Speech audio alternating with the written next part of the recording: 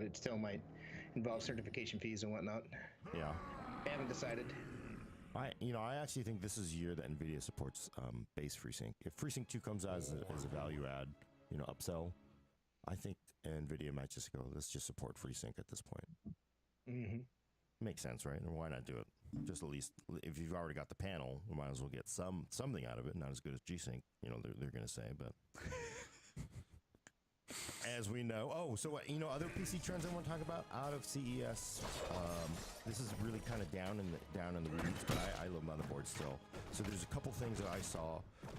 Everybody has got USB 3.1 headers now, and I didn't realize the USB IF they had finalized the specs. So right now, on your motherboard, we all have the older USB, it's like a coarser, like 8 pins. And then you have the USB 3.1, which is up to 5 gigs, or USB 3. Yeah, 3.0. 3.0, which is up to 5 gigs, and it's on that sort of like more dense. So now they actually have a front panel USB 3.1 Type-C connector. So, and I saw it on Gigabyte, I saw it on Asus, I think it was probably, everybody's got them on their new Z270 motherboards. What's it look like? It looks, it's because like the 3.1 header is kind of a pain. Yeah, I've had some of those come in bent, which is always a bad sign in a motherboard. I ripped them off on a motherboard because and it's not really the pins I have a problem with. I have a problem with the connector that they use. Yep. Like that, the plug in the cases that you plug into the USB 3.0 header. It's just like, could you make it any bigger? It's like the thing you fill your car with gas, like the gas nozzle. It's like, right? Yep. It's like, you put that thing in there, you can't put your video cards in, you can't work around it. This thing sucks. The thing is, I saw the port. I didn't actually see anything plugged into them. So I have a system here. I should look. Let me see if it has one. But I think it's definitely really tiny, very dense. Yeah, because that 3.0 header is a huge pain. I think twice now I've had pins come in bent on one of those, and yeah, that thing is just monstrous. Like it feels like the only thing that's comparable to is when you plug your motherboard power in, and it's that huge block. Like that's the only other thing that you have to plug in that's almost as big as that's nearly as big as that USB 3.0. Yeah, header. that's that main power connector, I think, is the official name of it. But isn't it? It's like when you fill your car with gasoline. It's like, yep. It makes you. Anyway, actually, two other things for motherboards. One is, actually pretty significant for people who are into LEDs. I don't know if you guys swing LED or not, but I'm an LED person. But nothing ever matches up in color. So are you going to talk about that LED RAM? No. You know what? Better. So the problem with the LED RAM is you get the LED RAM, like your RAM is blue, your case lights are orange, and then everything else is green, right? Well, no, because it looks like you match them up. Like my case is RGB also. So here's the thing. So the new Sync Ready features being built into some motherboards. I actually don't even have all the specs on it. I really need to gather it up, but from talking to case vendors and motherboard guys, they got, and gals, so it's called Sync Ready, and what it is like everybody sort of agreed to a common standard to. Oh my God, are you serious? Yes. So you can say like, hey, I want my RAM to all, you can just control your RAM color and your case lights and everything. So let's talk about the fact that all of these different case manufacturers can come together and agree on a standard. But when I talk to Logitech, Razer, Corsair, hey, why don't you guys have a standard for your peripherals so that nobody needs to worry about, oh, I bought a Razer mouse but a Logitech keyboard and now I have to set them differently and they don't work together. They were like, we can't do it. It's impossible. So we can't set a standard. I haven't quite gotten to the bottom of it yet, but as I understand it, the way Sync Ready will work, if you do have a Razer keyboard and you have a Corsair RGB lighting, and then you've got a Logitech mouse, you should be able to, if they support it's Sync Ready, right? I get that right? Sync Ready. They should all talk to the same thing and tell them at least set this color. Down the road. Magic. It's supposed to. Oh my God, they told me it couldn't be done. Well, yeah. So honestly, I think the thing is, this is something that Microsoft needs to address. And since it's primarily a gaming thing, this is something that needs to be built into DirectX, where the game sets, the game has access to the colors, so you could set, whatever the colors are. Yeah, this has frustrated me for like 2 years now because as somebody who reviews a bunch of hardware and has like tons of hardware coming through all the time, none of it works together and none of it even supports the same games because right. So like Overwatch, for instance, is a good example. They support chroma, so they support Razer's lighting. So when you play Overwatch, when you choose a hero, all the Razer stuff will like do all sorts of crazy lighting effects and stuff. and it's really, really cool.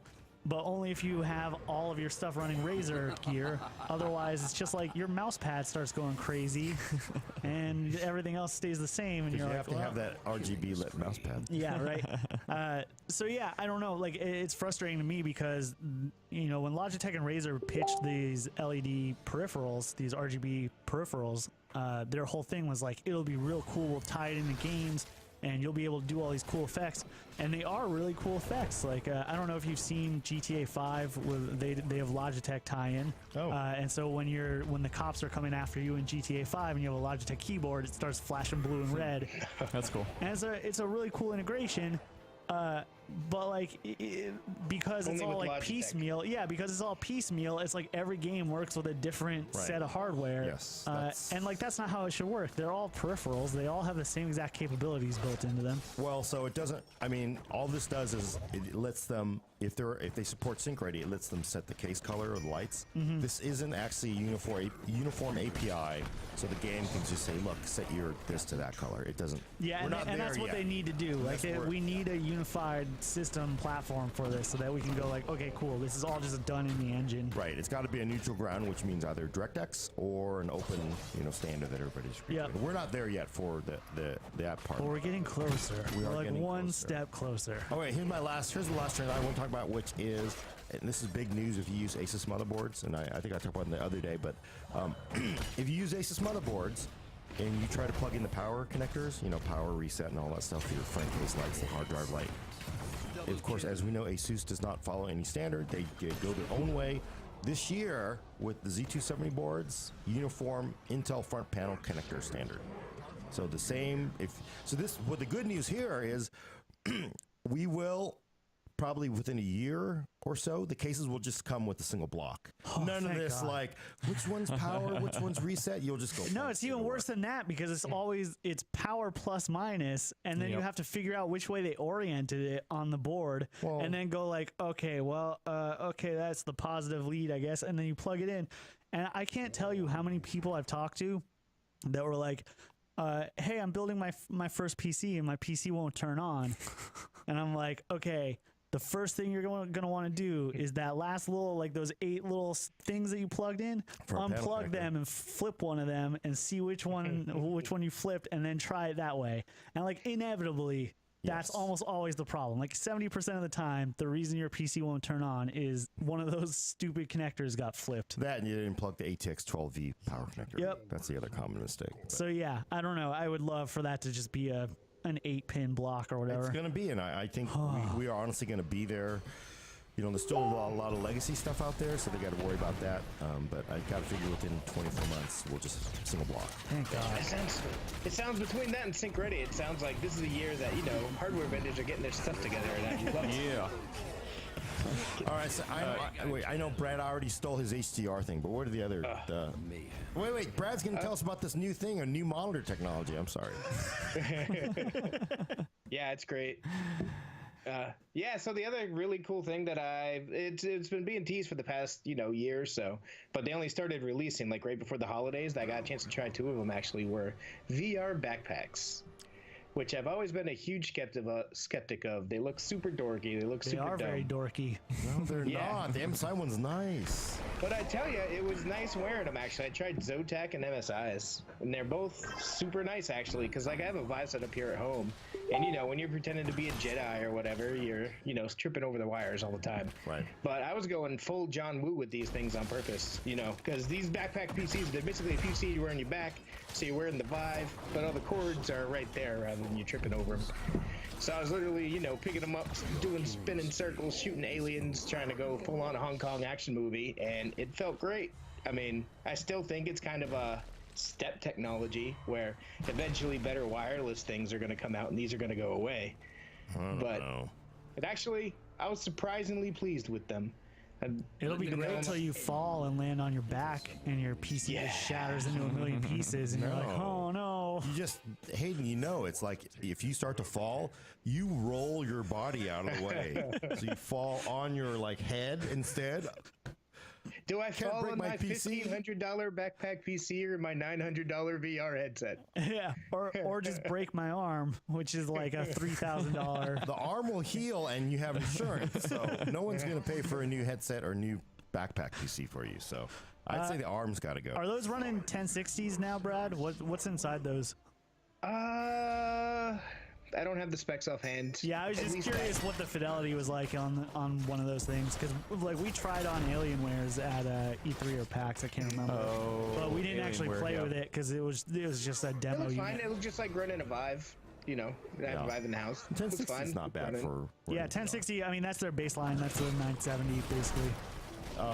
And one thing I found really cool was that, you know, you expect it to be heavy because it's like 10 pounds heavy and hot or whatever, but they actually design it so like it takes in air on the top, pushes cool air on your back and the hot air out the side, so it actually like cools you down. Sweet. And it actually, for me at least, the weight of the Vive headset itself, because it's so bulky in the front, was actually more noticeable to me than the actual backpack itself. Like the backpack melted away while I was playing, but the Vive headset did. Yeah, I've noticed. Like I used to not notice the Vive headset very much, and still don't for most cases, like Arizona Sunshine or whatever. But Google Earth VR, there's a lot of like looking down because you're looking down at the ground, and oh man, my face gets sore messing around with that because you have to like tighten it up really tight to make sure that it doesn't just like slip down your face every second that you look down.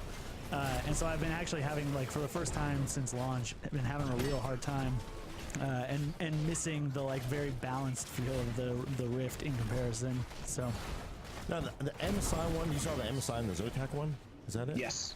They're actually shipping theirs too, right? They're actually on sale. I don't think anybody else Both of is. those started shipping right before the holidays, basically. Right. Like Do you the have end a of cost November, on beginning of those? December.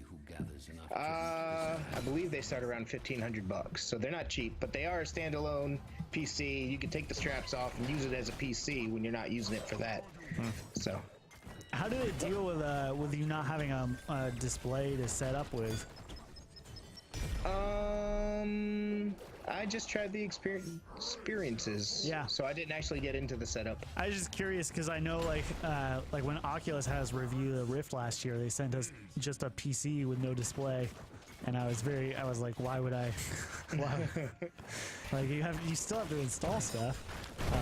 So yeah, I was just curious how they handle that because there's still like stuff that I would want to do not in a display to manage my library and stuff. I would think that they would expect that you have a panel, you know, because I mean, you know, people are going to buy these are PC gaming enthusiasts. They've got a lot of hardware. Well, yeah, I didn't know if they did that or if they just because you know there are a bunch of virtual desktop programs for VR now. I didn't know if they like pre-installed one of those so that you could reach the desktop at least to like upgrade drivers and stuff like that without having to like necessarily plug a display in. You know, That would have been a damn fine question to ask, but I didn't ask it. I gotta say though, that's why I'm a VR consultant, Brad. Yeah, that's why he's going to AVN. No, don't hold it like that. Hold it like this. That's what she said. So the one thing I know that I think that might be a good use for a wireless monitor, because I mean, if you're just doing a setup, you don't really care about the latency. So there's plenty of those little HDMI. Although I guess you need power for the thing, but. Yeah, but like you normally have power because like the Vive, you still need to plug in those base stations. So Well, that plugs in the backpack though.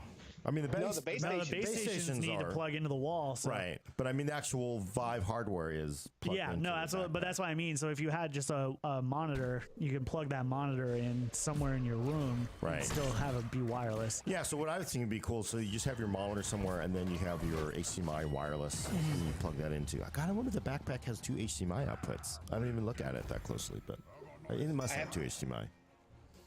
I have pictures, but I don't have it off the top of my head. Yeah, I didn't have the B-roll available to queue up, but yeah. Do those new do the 1060, 1070, 1080 have dual HDMI ports yet, or are those still single HDMI? No. Well, actually, we just got new 1080s for our edit builds, and yeah, they have two HDMIs. Now they do. So You guys did not Thank buy. God. They were not reference cards. no, not reference cards. No. Because man, I've been waiting for that.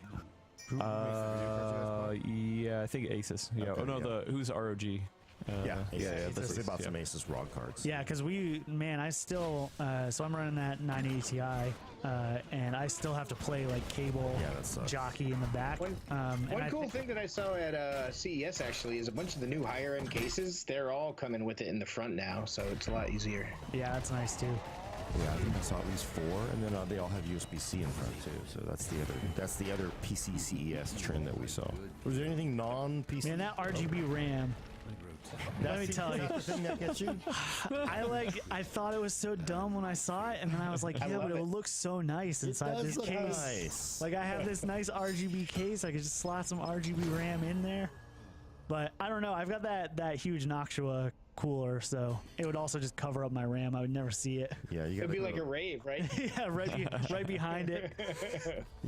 That's why you need your seal cell. You got to change your machine just so you can put that RAM. Yeah, just so I can put my RGB RAM. Right, because you've got my like $300 RGB RAM. You have an X99, so you have you have 4 sets on either side. Okay. Was there anything else out of CES? Any other trends? Anybody? I mean, just the crazy curved laptops, but that's the next topic. The next so. thing. Well, I loved personally. I wish I could have seen it. This Project Snowblind with I forgot to talk about that. yeah, the screen on the side. Oh yeah, this is the one with the screen. Yeah, but here's the thing, right? Because we all saw this in June. Everybody's like, man, that's awesome. You ain't never going to sell this crap. But they're like, yeah, we're going to sell this crap in February. And it's only going to add to the cost of the machine $250. That to me is like, wow. And that's including the case. So if you sort of like, now this does not mean you get the case for So they're not selling the case standalone. You got to buy an iBuy power system. Nope, I'm done. I'm out. Yeah, I know. So we haven't actually talked about what is Project Snowblind first. So Well, he showed the B-roll, so B-roll. Oh, Yeah. So okay. it basically, for people who are listening and cannot watch the B-roll, it is a case window that uses a transparent display. You've seen this on digital signage and the like. So iBuy Power's integrated this into an NZXT case that they're using for an iBuy Power build, and it looks awesome. So the inside of the thing is all white, and then you see you can show videos and you can show rain meter little widgets on the side of your case window, and they move. Yeah, and what was the resolution on it? Didn't you It's say it was 1080? 1280, 1024, 19-inch panel. It is powered. It's not. It requires you to power it off of like a PCIe slot, and then you do a loop back into your video card from it. And you basically right now you just drag videos onto your. yeah, I was gonna say, does Windows just recognize that it's a 19-inch display that you're dragging stuff onto? Yeah, I mean I can't play Doom on there if I wanted to, right? But it would be great. But it's coming. It's coming, right? I should have done it just so we could say we played Doom on it. So that's the thing. Even if they're not selling it separately, you gotta expect somebody else is making one to sell separately, right? Yeah. Well, so the thing is, so iBuy Power. They're going to be the first one. If they really do this, they're saying February, they're going to ship it. It'll be in systems. It's only the total cost added to an entire box is honestly about $150 because they're including the total case. So whatever the cost is, so it's like $150 add to an iBuy Power machine if you buy it from them. I talked to a bunch of other case and other PC vendors, and they sounded so jealous. And then of course everybody, because they're all like, one was like, yeah, they're not going to be able to sell for $500. And then I told them, yeah, it'll be $250. Like, man, damn. And then I talked to like some other case vendors, and they're like, we have that too. They said, we just not showing it to anybody, but we got that too. We tried it. We just decided not to sell it. It's like, well, if you got it, come on. That's an awesome. Yeah, I would buy that. I would totally. I'd want just as that. like a dumb thing to I'd have. be all over that. Now picture that, right? Now picture that with your light up RAM going different colors, got your Noctua fan going, and you got a image of people raving on the screen in the front. Yeah, and you know what iBuy Power is going to do is they're going to open it up to the community to have them make videos. So they're going to show them on there. So they'll include when you get a system, it'll have these 10 videos. The smoke looks awesome because it looks like there's just smoke going on the inside of your case or whatever. That's not awesome. That sounds terrifying. Yes. I don't want to see smoke in my. No, that's the effect. No, it's really on fire. I'm just gonna put like pictures of Nicolas Cage on there, and they'll cycle through pictures of Nicolas Cage all day. I think it's the best way to watch the full nerd. You just drag it over there, and that would be pretty cool. We should get one just so we can do that. We should. Episodes full nerd. So it works best. So it is color. Originally showed off it was only black and white, and it is color now. Of course, it's not that intense because it's you can see through. It's transparent, but. When you open the door up, man, it is like so bright. It's like looking into the sun because they have to pump all this light into it to backlight it. But you'd open it up and it'd be like, it was just blinding light. It was like the sun was in there. Good, my electrical bill can go up even more. Well, they are LED based. I wonder. Yeah, those are only like probably 20 or 30 watt out. Yeah, right? I'm sure it's not too much because they're running it off of PCIe slots. Yeah, so it's not a lot of power, but it's a really cool effect. I really hope they can do it because. Man, it's really cool. And of course, I'm hoping all these other case vendors are like, oh, we got that. I will say, better as we ship it. segue into the next topic, I like that a lot more than curved laptop screens.